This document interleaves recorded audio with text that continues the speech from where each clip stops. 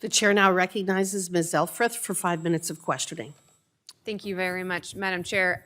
I've been sitting here listening because I spent 6 years at the State House, and I always engaged in committee hearings such as this as a meaningful opportunity to hear opposing viewpoints, try my best to find something in the middle. And so instead of doing anything performative today, I actually do want to challenge everybody at the witness table to try to find some common ground here, because as you've heard, everybody's heard today, I think we can all agree that the current process isn't always working for everybody, including our constituents.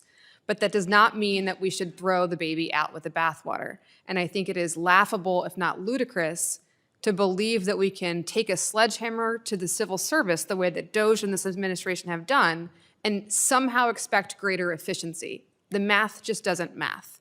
So that being said, I'm going to challenge everybody at the table to find one thing you can agree on. And Mr. Mergen, you just began saying that you agree with Mr. Hergott that we need more data collection. I'm going to challenge you. Anything else that you think you can agree with from what you heard today? I think we all agree that there's a role for technology in all of this. I read Mr. Hergott's testimony, and he makes a point, and I appreciated that it was colorful. He said that this statute originated in 1969 and 1970 when documents were made available through reading rooms. And I'm old enough to remember that, right? But we now live in a world where we don't need reading rooms anymore. We can make this information available to the public, and that will improve decision-making across the board. And, you know, honestly, the agencies are moving in that direction, and I think that's something we can also agree on. The information needs to be public. It needs to be accessible to all of your constituents. Mr. Hergott, you're up. I would like to think that we could all agree that the system is broken, right? And I'd also like to agree that some of the hardest working, most valuable people are those line officers at the Army Corps of Engineers and are the line officers, the Fish and Wildlife Service, the ones that are still there, the ones that have been working to actually reform the program and push it through.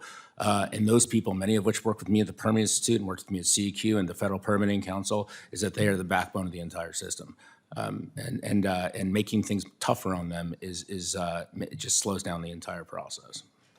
I'm gonna push you all a little bit more. We can all agree on the problems. I'm curious the solution. So, Mr. Hergott, I heard you say that valuing the civil servants who are actually executing these permits is something we need to get back to. Anything else?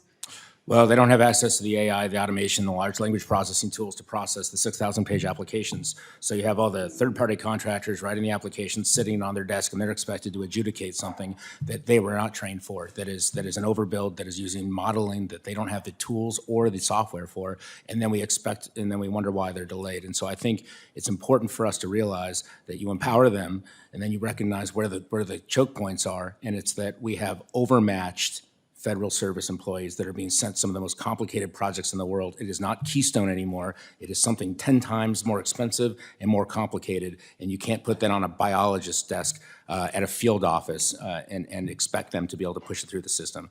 Recognizing that those are where the problems are and not fossil fuels or the Trump memo or other things, that we have fundamental process things that are going to transcend this presidency into the next one, and knowing that we have to fix the problem when we can't use politics to stop it, or else the next IRA that happens is going to have the same problem it did before. So I'm hearing sometimes greater investment from this government will lead to greater efficiency in the output. Mr. Campbell, anything kind to say about Mr. Mergen's testimony?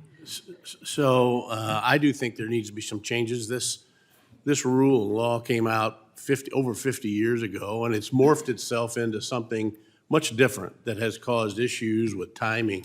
Okay. And something you can agree on that has been said today, maybe not, you didn't think you would come to agree with. So I think I have faith in this body, and what I like is you're going to take it and modify it to put boundaries, put people in boxes. We do that all the time with our trading floors, with our fuel desks.